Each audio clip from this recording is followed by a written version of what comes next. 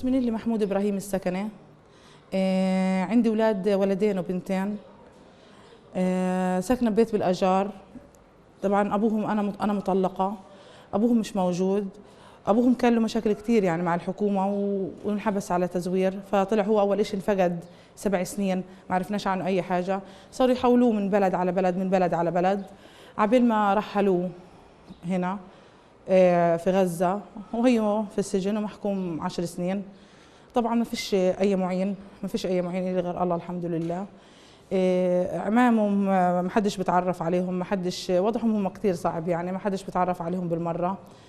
ما فيش، كتير لفيت على جمعيات، كتير لفيت على مؤسسات، كتير حكيت وضعي، شرحت وضعي كتير، ما حدش يعني مرة بيساعدوني، بعد هيك بقولوا احنا خلاص ساعدناك مرة، ما في أمل إنه نساعدك بعد هيك. غير هيك هاي عندي هنا هذا المطبخ، هذا البيت اللي أنا عايشة فيه، هذا المطبخ تبعي زي ما أنت شايف. طبعا لا غاز أطبخ للأولاد عليه، فيش. حتى كمان أدوات مطبخ ما فيش عندي يعني إنه حاجة تساعدني إن أنا أعمل لهم أي حاجة. هنا في غرفة الأولاد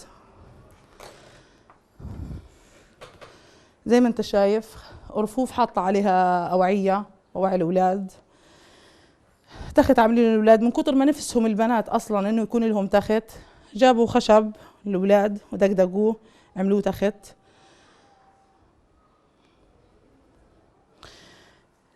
البنات زي ما انت شايف، البنت كمان نفسها يعني في مكتب، نفسها في أي حاجة تدرس عليها زي هالبنات.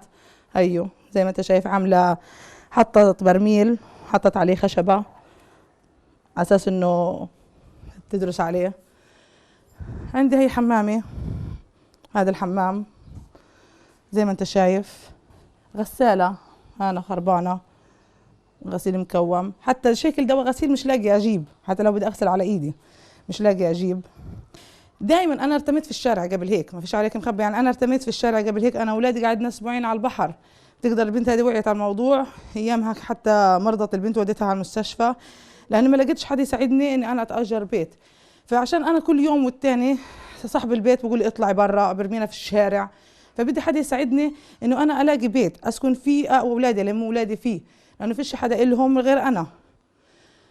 غير هيك بدي ألاقي لهم أقل ما فيها اللبسة نظيفة، أكل ياكلوه، حاجة تساعدني على الحياة، حاجة تساعدني إن أنا أستمر، أقدر أربيهم، أقدر أعلمهم، أقدر نفسيتهم. الأولاد حتى تعبت من كتر ما إحنا نتنقل من بيت لبيت، هذا يرمينا هذا يقول نطلع برا، هذا يدقدق يقول بدي كهرب، هذا يقول بدي أجار. الأولاد صاروا يفكروا، بدل ما يفكروا الأولاد إيش بدهم، كيف بدهم يلعبوا، كيف بدهم يدرسوا، إيش بدهم يسووا، إيش بدهم يعملوا، صاروا يفكروا إنه كيف بكرة الصبح بدهم ياكلوا، كيف بكرة الصبح بده يجي صاحب الدار بده يدق علينا يقول لنا هاتوا صاحب، هاتوا الأجار. فأنا اللي بطلبه إنه حدا يأمن لي بيت، هذا اللي كل اللي طالباه، مش طالبة أكتر من هيك.